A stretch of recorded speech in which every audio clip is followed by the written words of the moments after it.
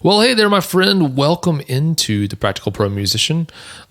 Today, I'm actually taking a little bit of a break. So, this is not a full episode. This is just a really quick hit, but I didn't want to leave you hanging for a whole week.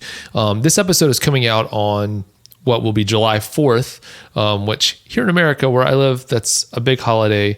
And so I'm trying to take the day off. So I'm doing this ahead of time, but I didn't want to leave you hanging, like I said. So I just wanted to share with you a quick story and a little quick nugget of information. And then I'll let you get back on with your day as well. And we'll get back with the regular podcast next week.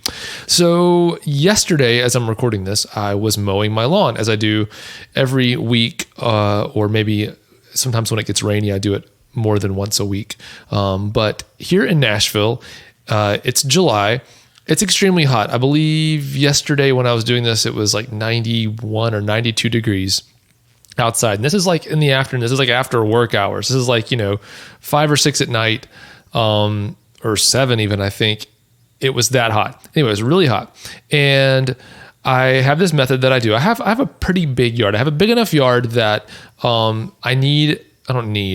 but it makes it a lot easier that I have a riding lawn mower. So our front yard's really tiny, but our backyard's really big. And so I have this riding mower and it's awesome. I can get the whole yard done in like an hour, which is not that bad. So I did what I always do when I mow the lawn. I start with the edge and all the trimming around the edges of all the driveway and all that stuff. I did all that first. And then I did the push mower for places that you can't really ride the mower, like the front yard that's kind of hilly. And then, around the sides and stuff and under trees where I can't really ride the mower. And then I jump over to the riding mower and I go to turn it on and nothing happens. Long story short, the battery was dead in the lawnmower. So that meant at that moment I had a choice. Now there was 2 things going on. Number 1, it was really hot. And number 2, my son had a friend over to play. And the whole time, because I was home alone, my wife had gone out on a dinner with some of her friends. I was home alone with my son and he had a friend over.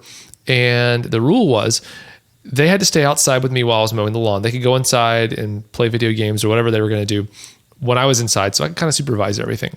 Well, they've been waiting patiently for me to get this thing done. And so I had these 2 things. I was like, man, it's really hot and they're waiting on me. And the riding mower was not starting, which meant that I had 2 choices there. I could either insist on fixing the lawnmower and doing things the way I'd always done them, which meant getting the battery out, taking it to an auto parts store, see if they could charge it, or like I have a trickle charger thing that I could probably charge the battery overnight, but I wouldn't get the job done. And everyone else would be happy, but I wouldn't get the job done. But I would basically stick to my process and do things the same way I always did them.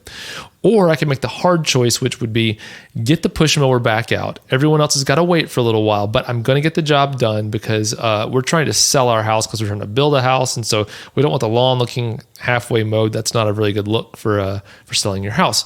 So I had to make the hard choice of explaining to my son and his friend that, hey, I'm going to need to stay out here a little longer and mow this lawn. I'm also telling myself, you know what, Daniel, you've got to sweat a whole lot and push this mower across your lawn for another, good while. And I made that choice. I said, that's what I got to do. I got to do that because I don't want to leave a job half done. But if I had stuck to my guns and said, you know what, I've always done it this other way, I wouldn't have gotten the job done. So that's one thing that I want to share with you is just in general, when you're faced with a decision, always remember you have a choice. If you've always done things, and this is musically speaking, we can get so lulled into our habits of doing things a certain way that it sometimes can even be hard to even imagine doing something differently, musical, or even like from a career perspective, how we approach things. So always remember, you always have a choice in what you do. Now, there may be consequences of that choice, good or bad, but you always have a choice. So keep that in mind. The other thing that I wanted to share with you, or something that kind of hit me about this, was, if I had really counted the cost or thought ahead of time saying, what if part of this whole system that I have for mowing the lawn doesn't work? What's the worst case scenario? And am I prepared to still move forward with that. Now, honestly, if I had thought of that ahead of time, I probably would have drank a little more water or something before I went outside or something like that. I would have prepared myself a little differently if I had even had the slightest hint of idea that when I mowed the lawn, one of the mowers wouldn't work and I would have to put a lot more effort into it. That doesn't mean that I wouldn't do it or not even start, but I would have thought of those things ahead of time and prepared myself and said, am I willing, even if things go wrong, to still push forward and get that job done? And I think a lot of us in our music careers have not counted the cost of what pursuing that career means. And so the way that turns around is we say we'll do whatever it takes so that we can have this music career, but even though we say that out loud, what we're thinking in our minds is one specific way that we dream of things happening. And we never really consider worst case scenarios. And again, I'm not talking about being pessimistic and saying, I'm not even going to try because something bad is going to happen or it's not going to work out the way I want it.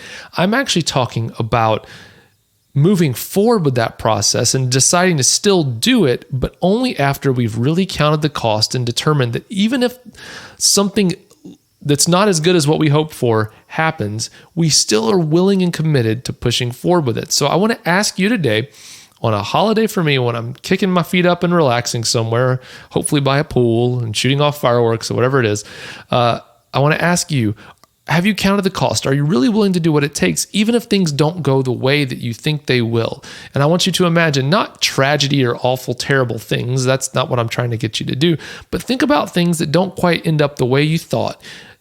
And you've got to put more effort in than you thought. You've got to wait longer than you thought. And you've got to just do more. It just takes more out of you than what you thought it would. Are you willing?